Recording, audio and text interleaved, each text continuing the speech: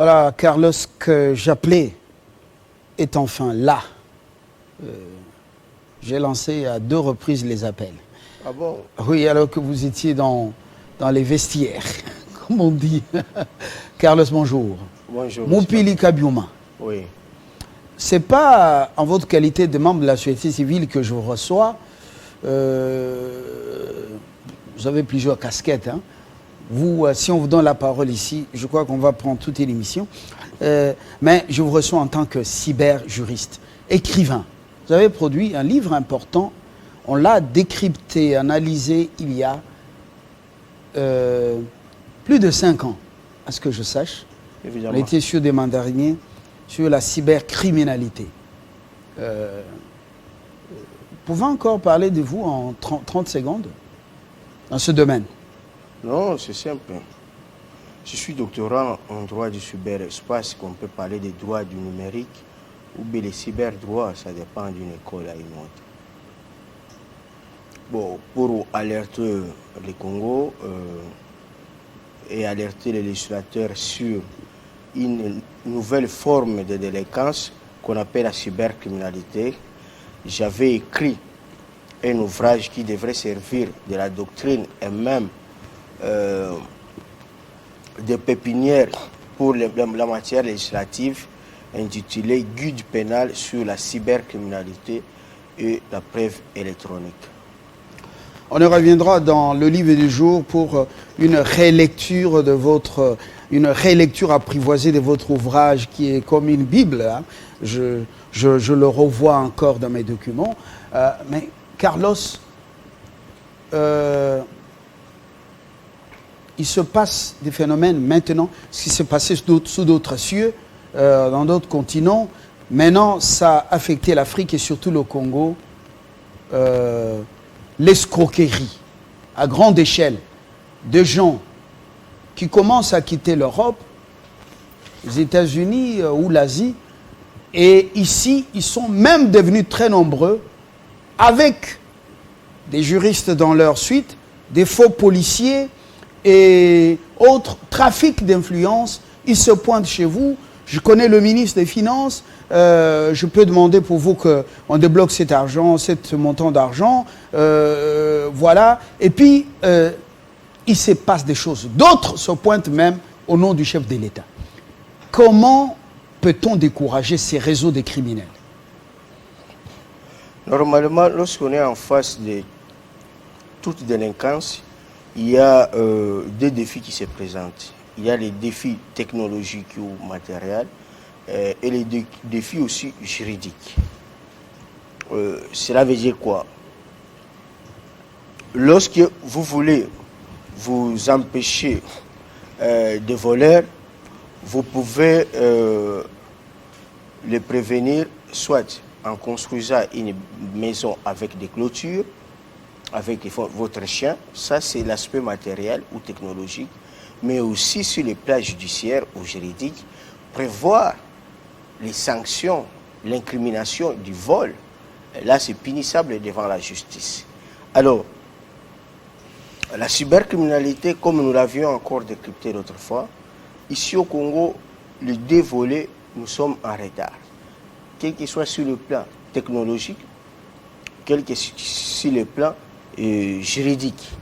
Technologique du fait que nous n'avons pas notre société de postes et télécommunications, ex-OCPT, ne gère pas tous les flux, toutes les informations qui entrent. Chaque opérateur téléphonique se gère d'une manière indépendante. Alors que, par exemple, en France, il y a France Télécom, donc tous les appels entrants passent d'abord par celui qu'on appelle un moteur de référence, et c'est lui maintenant qui distribue. C'est qu'on peut filtrer l'information, on sait qui a appelé et qui ne l'a pas appelé. Donc ça, au niveau du Congo, c'est très difficile. Sur le plan aussi juridique, vous savez que nous avons les principes de l'égalité des peines et des délits.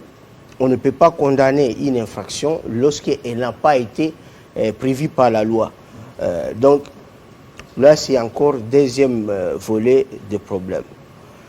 Mais il y a des infractions classiques dont la technologie de l'information et de la communication intervient comme moyen. C'est le cas, par exemple, que vous soulevez là. Quelqu'un peut imiter la voix du président de la République. Quelqu'un peut monter les documents, il falsifie les documents et il se présente comme s'il était conseiller du président ou il était proche de lui ou bien proche d'une autorité et pour venir anarquer les paisibles citoyens. Et comme parfois nous avons cette culture du déjà entendu, du déjà vécu, et la personne tombe facilement. De même avec tout ce qu'on voit avec les immigrations. Vous verrez par exemple quelqu'un crée son site pour dire on donne des bourses pour voyager soit au Canada, on donne des si vous voulez vous enregistrer pour avoir une bourse pour immigrer en Turquie ou bien quelque part. Quelqu'un peut créer aussi un site de loterie internationale où parfois on vous envoie un message pour dire que non, vous étiez sélectionné, vous avez gagné. Vous pouvez voir aussi Notre-Dame qui vous dit je suis veuve, j'ai autant de millions et que je suis tombé amoureux de vous et que je voulais que vous puissiez me rejoindre. Et quand vous commencez, vous allez voir que vous pouvez d'abord donner $200 et après $200, ça devient $1000. Donc, il y a plusieurs types d'escroqueries en ligne, mais même au niveau international, les pays occidentaux souffrent parce qu'il y a les agences de transfert de l'argent qui ne veulent pas coopérer avec la justice. Ils cassent ces gens. Or, c'est à ce niveau-là qu'on pouvait parfois les attraper lorsqu'il s'agit de faire les transferts dans leur compte. Nous prenons par exemple un cas, vous êtes dans votre bureau, quelqu'un se pointe, il dit voilà, je suis tel, je suis le beau-frère de tel membre du gouvernement ou de tel de la famille présidentielle. Voilà, je veux vous aider par exemple à recouvrer. Quel est votre problème? Je veux vous aider à recouvrer par exemple vos droits telle part. Et puis du coup, vous voyez la personne qui vous amène des faux policiers. Et puis après, on vous dit, vous me devez par exemple 5 millions. Sur base de quoi? Ils ont inventé un document et tout ça. Kinshasa aujourd'hui, il se passe des choses, même des affaires dans les tribunaux, sur base de faux appels, de faux documents, et ainsi de suite. Est-ce que cela ne peut pas vraiment freiner l'arrivée des investisseurs? Ah oui, là c'est autre peur des manches. Ça devient une escroquerie qui est un peu soutenue par un réseau mafieux. C'est-à-dire quoi? Il y a le metteur en scène quelque part qui monte son réseau et il a des points de ramification au niveau de la justice, au niveau des services de sécurité et donc à tous les niveaux. Alors, donc ces réseaux sont protégés par certains éléments légaux. Mais ils ont été toujours comme ça et c'est partout. Ça ne date pas d'aujourd'hui, même dans des pays civilisés, ça existe. Vous avez vu toujours des films policiers, même de Jean-Paul Belmondo, tout comme ça. Vous verrez qu'il a toujours du mal à arrêter un grand criminel, tout simplement parce qu'il y a les inspecteurs de la police ou des commissaires de la police qui le protègent, qui sont en intelligence avec lui. Alors, c'est ça aussi, ça existe ici dans notre pays. Et c'est là depuis longtemps. Surtout dans des pays où les autorités ne sont pas à contact direct avec leur population. Là, il y a ce genre de choses. C'est que on monte ce qu'on appelle l'ITRAC. Nous avons un directeur de brigade criminelle qui est à Makala. Il a été victime de ça. Un innocent est à Makala. Pierre Massoudi Kassilembo. C'est vrai? Oui, il est à Makala innocent par un réseau libano-indien. Mais qu'est-ce qui s'est passé? Les cas là. Lui, il est directeur. Il gère les inspecteurs judiciaires. Alors, il y a un réseau qui vend de fausses matières, des or. Et de fausses matières précieuses. Des fausses matières précieuses. Alors, dans notre pays, quelqu'un qui vient, il est indien, il vient pour tel commerce, il est chinois, il est venu pour 5 chantiers, mais il commence à acheter de l'or ici ou les diamants. Alors, il y a les escrocs qui ont préparé un sac de matière, c'est 250 kilos d'or pour le vendre. Mais ils ont un échantillon qui est vrai. Ils ont testé l'échantillon, ok. Et l'Indien, là, il a donné l'argent, c'est 45 000 $. Et quand il donne 45 000 $, alors, le jour qu'on va le livrer maintenant, la matière, ils ont coopéré avec certains inspecteurs judiciaires pour aller maintenant les arrêter sur place. Parce que quand on l'arrête, on récupère la marchandise. Oui. Et on l'arrête, lui, que vous n'avez pas de carte de négociant selon les codes miniers pour acheter de l'or. Et c'est ce qui a été fait. Et quand on l'arrête, l'Indien qui était aussi avec l'avocat, ils ont appelé, ils ont des relations. Il y a une ONG qui a fait du bruit. Et non, d'abord on l'arrête. Maintenant, lui, le directeur, Pierre Kassilem, lui étant que chef, on l'amène les dossiers. Lui, croyant aussi que c'était les vraies matières précieuses, il dit à celui-là que non, dès qu'on va vendre alors, nous allons vous restituer ces 45 000 $. Oui. Il fait une note tout en gardant, soit en disant la marchandise, les fausses matières. Et après, on attend. L'affaire est arrivée au parquet général. C'est le parquet général près la cour de cassation qui va intimer l'ordre au parquet général près la cour d'appel d'arrêter le directeur, que c'est lui maintenant qui était à la tête. Alors que lui ne savait même pas, lui croyait que c'était des vrais or. Donc voilà, aujourd'hui se retrouve à Makala. C'est un réseau et qui ne pardonne personne. Ces réseaux sont dans les faux mercure. Ils sont dans les faux or. Oui. Ils sont dans les faux diamants. Oui. Dans les faux, même dans les faux billets de banque. Évidemment. Ils sont très, très puissants et peuvent causer un tort formidable lorsque vous êtes naïf. Et ils fréquentent beaucoup les boîtes de nuit et certains endroits publics et restaurants pour des contacts. Mais c'est pourquoi la nécessité de faire appliquer la loi portant lutte contre la corruption, blanchiment des capitaux et le financement du terrorisme. Pourquoi c'est l'importance de cette loi? C'est seulement dans notre pays que vous voyez un voisin qui avait des difficultés de louer, de payer les loyers de 100 $. Et demain, vous le voyez, il commence à construire un immeuble, il achète une parcelle, il construit un immeuble de 2 niveaux. Mais ce monsieur a trouvé cet argent où? Moi, j'ai demandé, vous avez suivi le procès de 100 jours. Les magistrats qui demandent à l'épouse de Kamere de prouver l'origine de sa fortune. Mais la même question si on posait aujourd'hui à nos magistrats. Comment un premier substitut de magistrat, il peut avoir deux maisons? Quand vous voyez d'abord la possibilité d'un capitaine de la police, son salaire, comment un capitaine de la police, il peut avoir un flat hôtel? C'est là où il y a un problème.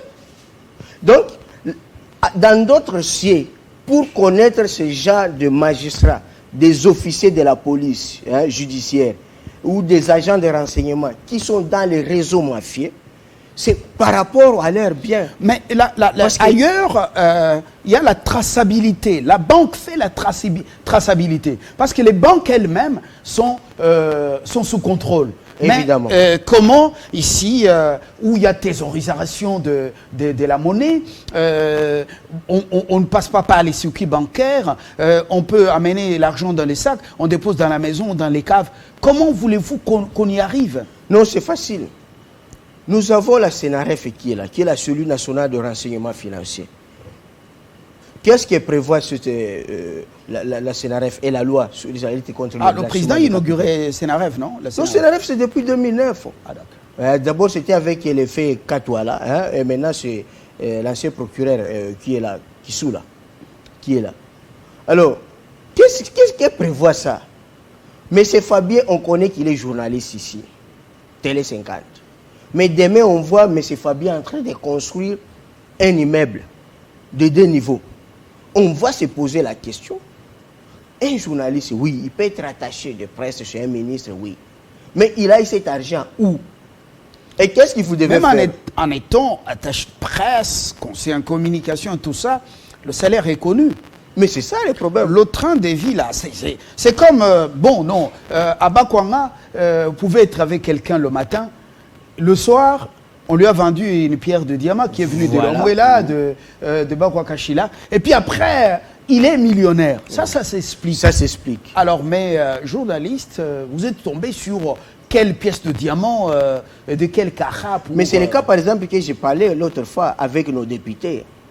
Les députés, nos députés, ils disent que nous touchons 8 000 $. Ok. Mais vous êtes des députés élus à Kinshasa. On connaissait ce que vous aviez, ce que vous étiez avant d'être député.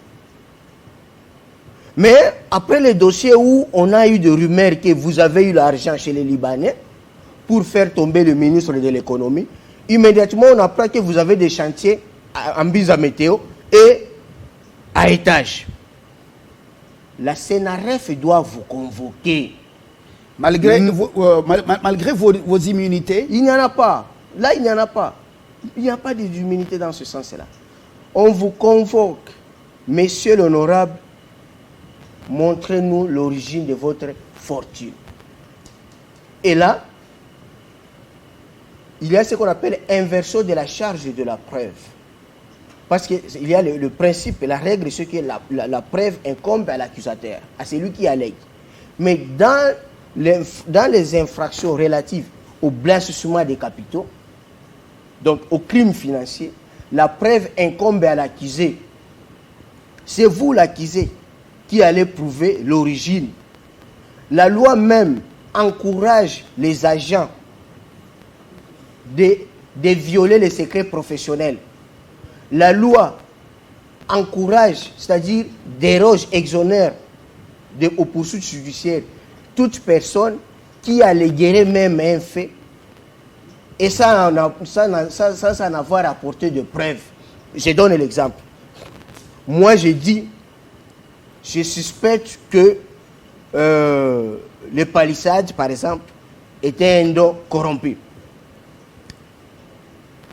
Moi, même si après l'ouverture d'une enquête judiciaire, c'est démontré que le RAM ou bien palissade, il n'y a pas eu la corruption, on ne peut pas m'arrêter parce que je suis un citoyen de bonne foi. Ça, c'est la loi.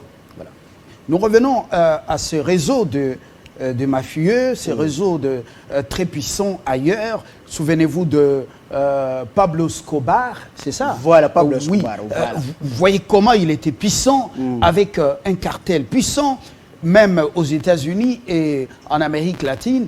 Mais nous revenons chez nous. Ces réseaux commencent à devenir inquiétants parce que ceux qui opèrent ont un soubassement. Ils ont des appuis dans l'appareil judiciaire, dans les services de sécurité. Parce qu'il y en a qui s'amènent avec des policiers, avec des militaires. Il y en a, vous débarquez chez quelqu'un, vous avez quel souci? Oh, je peux vous aider à recouvrer tel montant d'argent que tel vous doit. Et puis, oh non, pour ça, vous me devez, par exemple, 10 000. Et puis, après, demain, ça devient 1 million, 2 millions. On vous amène des gens. On fabrique quelque chose, vous vous demandez, mais qu'est-ce qu'il y a au juste? Et les gens se demandent, que devient notre ville? Mais c'est simple, c'est ce qu'on appelle le lutrac. C'est-à-dire quoi? Je vais faire arrêter Fabien parce que Fabien a des millions. Comment faire? On utilise un garçon qui vous contacte. Qui vous connaît bien. Qui vous connaît bien. Ou même qui vous connaît peu. Les jours de rendez-vous, dans ce sac, il vous amène des drogues ou bien des matières qu'on peut vous faire arrêter. Et pendant que vous êtes en conversation, les agents viennent, ils débarquent chez vous et ils vous arrêtent. Et quand on vous arrête... Ces agents mis à contribution. Mis à contribution. Et en justice, on sait aussi qu'il y a des gens qui vont là-bas quand vous clouer. On vous arrête, ce sont des agents, ils sont des OPJ à compétence soit restreinte ou bien générale. Immédiatement, le dossier est transféré au magistrat ou bien au parquet où il y a encore un de leurs. C'est ça ce qu'on appelle les réseaux mafia, le mafieux. La mafia est plus grave et dangereuse. Mais qu'est-ce qui fait qu'on attribue le même dossier à un magistrat qui est dans les réseaux? Qu'est-ce qui fait ça, ou à un juge? Mais c'est ça les réseaux, c'est ce qu'on appelle les réseaux. Et ça quitte là, ça descend. Mais regarde, je ne sais pas si on ne peut pas tout dire, nous sommes sur les plateaux ici. Ces réseaux, par exemple, vous avez parlé de Pablo Escobar. Mais Pablo finançait, son cartel finançait la campagne électorale pour placer les gens à devenir députés, gouverneurs, partout. C'est la même chose avec les réseaux aujourd'hui indo-pakistanais qui est dans la mafia. Ils placent les gens partout. C'est la même chose aussi avec les grandes puissances. Ils placent les gens partout. C'est la même chose sur les places sécuritaires aujourd'hui. Il n'y a pas que les étrangers. Il y a des Congolais qui étaient experts dans ce domaine à l'étranger, qui sont ici maintenant et qui trafiquent même avec les noms des membres des familles des hauts responsables. Mais aujourd'hui, c'est Dieu, il faut seulement prier Dieu. Parce que je ne sais plus encore, si vous commencez à checker dans chaque institution, vous trouverez ces gens-là qui ont été poursuivis par la police, qui ont été condamnés ici au Congo, ailleurs, mais qui sont aujourd'hui des excellences déshonorables. L'Interpol, pourquoi l'Interpol, à ce niveau, ne peut pas collaborer avec notre police pour dire, voilà, tel ailleurs criminel ou poursuivi se retrouve maintenant au Congo? Non, d'abord, ça c'est deuxième niveau. Mais premier niveau, il y a ceux qui sont aujourd'hui qui nous dirigent, mais nous connaissons ici qu'ils ont des dossiers judiciaires par rapport à l'escroquerie, par rapport à la mafia. Ils sont connus. Et vous les connaissez. La plupart, ils ont été chantés par les musiciens. La plupart de ces gens, vous le connaissez. Ils faisaient ça ici, dans ce pays, dans cette ville. Soit il est Ngoulou, soit il est trafic, des faux dollars, soit, on les connaît ici. Mais ils nous dirigent. Donc c'est là où maintenant que ces cartels mafieux est devenu très consolidé. Donc il faut être très prudent. Vous avez suivi Carlos Mopili, il vous met la puce à l'oreille. Soyez méfiants, très prudents en recevant des gens, surtout les facilitateurs là. Et la prudence est de mise pendant ce temps, même après. Voilà, je crois que... Mais aussi les choses par rapport à la cybercriminalité. Oui. Cette escroquerie commence déjà et commence à faire souffrir beaucoup de gens, mais en coulisses. Aujourd'hui, il faut faire gaffe si vous êtes marié, si vous êtes serviteur de Dieu, avec les étudiantes. Vous êtes professeur d'université, vous êtes un homme connu, faites attention avec les filles aujourd'hui. Parce que vous voulez faire la vie, ok. Vous entrez avec elle dans la chambre, elle vous filme, et puis elle vous fait demain le chantage. Beaucoup de gens souffrent. C'est ce qui fait que vous êtes avec un ami, vous le trouvez toujours en mauvaise santé, il maigrit, mais comment c'est, monsieur, qu'est-ce qui ne va pas? Qu'est-ce qui ne va pas? Alors qu'il a un problème de chantage. On va publier. Ça, c'est une autre forme d'escroquerie qui est maintenant entretenue par la cybercriminalité. Et beaucoup d'autorités, beaucoup d'enseignants, beaucoup de pasteurs sont victimes. Nous sommes en train de comptabiliser ça progressivement, lentement. J'ai eu à sauver même 2 de mes amis. Et là, je félicite quand même la direction sur la lutte contre la cybercriminalité qu'on a installée à l'inspection, à l'ex-casier judiciaire, qui fait quand même un bon travail. Et je crois que quand on va les renforcer avec le matériel, ça peut quand même diminuer cette nouvelle forme de criminalité. Carlos Mopili, je crois qu'il faut continuer à avertir les Congolais et surtout aider les institutions à s'équiper en cette matière. Cyberdroit, c'est un peu négligé. Après vous, il y a eu Doukouma Kodjo qui a publié, mais ça, c'est l'e-commerce avec un volet e-commerce. Et puis voilà, il y a aussi Mbaounewa qui s'est intéressé au secteur, mais dans les télécoms. Non, pas après moi. Ndoukouma, Pokodjo a publié avant moi. Oui. Parce que lui, il est pionnier. Après lui, c'est moi. Voilà. Oh. Je crois qu'on pourra y revenir avec force détail parce qu'il faut sauver la nation et la crédibiliser. Merci d'être venu. Je vous remercie et je profite pour souhaiter bon anniversaire au directeur général Jean-Marie Kassamba. Longue vie, que Dieu l'accompagne. Très bien. Vous allez, Bellarmé, vous allez amener un verre pour Carlos Mopili, mais après la... Non, je suis évangéliste. Vous êtes... Je suis évangéliste. Mais il y a de l'eau, moi je prends de l'eau. Ah ok. Voilà. C'est la boisson. L'eau c'est la boisson. La meilleure même. Ah, oui. Voilà. Donc, professeur Sekimonyo, lui, depuis qu'il a pris juste... comment on appelle, une gorgée. Ouais. Voilà. Vous voyez qu'il garde sa lucidité, il n'y a pas de problème. Dans quelques instants, les confrères, consorts vont me rejoindre ici pour boucler la boucle, mais avec les vœux, dans quelques instants, parce que vous voyez déjà la boisson sur la table. C'est Katalaï, hein?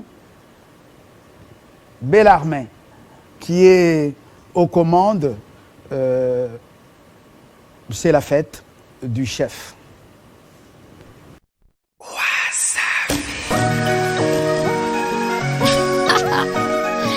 Uprise music, baby.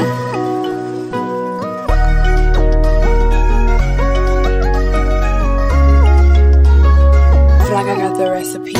Kwanza na furaha, nitaimba na kucheza. Washa mishumaa, weka keki juu ya meza. Oh, ila usinicheke, nimekuletea zawadi kidogo lichobarikiwa. Aki mwana mkwete, aja na dumu la maji, nasije kakumwagia. Ana kapicha kako nitakapost, poso kupenda itawakost. Leo siku yako nishajikoki, tuko rafiki zako tunasema happy birthday to you, happy birthday.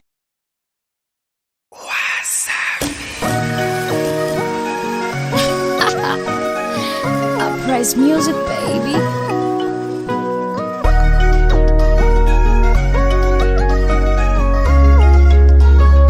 Flag, I got the recipe.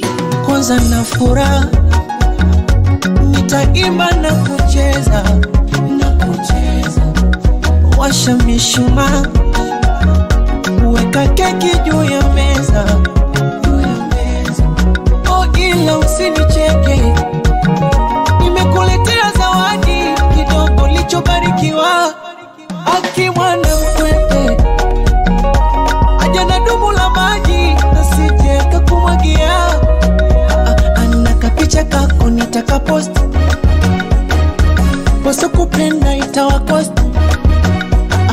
Leo siku yako nishajikoki, tuko rafiki zako tunasema happy birthday to you, happy birthday.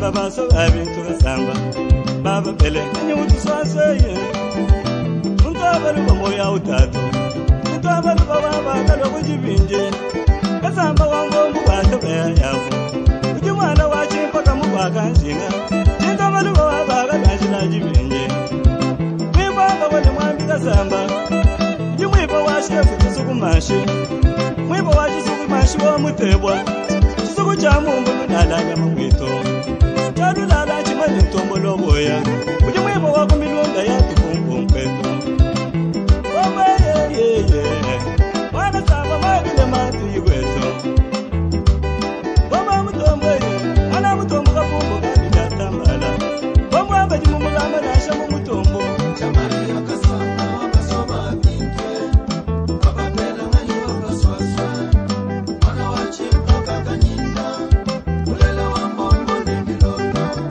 Ukwakashina wakumpana Ukabeka mwana nejibinja Wana ikalasa kipakulonge Kaka peshu bantu bane nangwase Shamaria muye mwabakaye Shuka bashika bene jishim Mulonga tulase mulonga mikande Tutu wakalonga kumputu yabatoke Kwele meshiga mukongo ngala baba Wakulu kwa kwele kongo bene jani Shamaria mwase disashe mujitungemo Yakuva malu neku mwana magobweye Wemba kaji yoye meme neba Chila waje tutu muja kondo muja Meme nebe nchito kubaze Chila waje ma muja kondo muja Shamaria meme nebe chile mbichani mwana bende Muja kondo muja Tele 50 kumaki mujile mwaje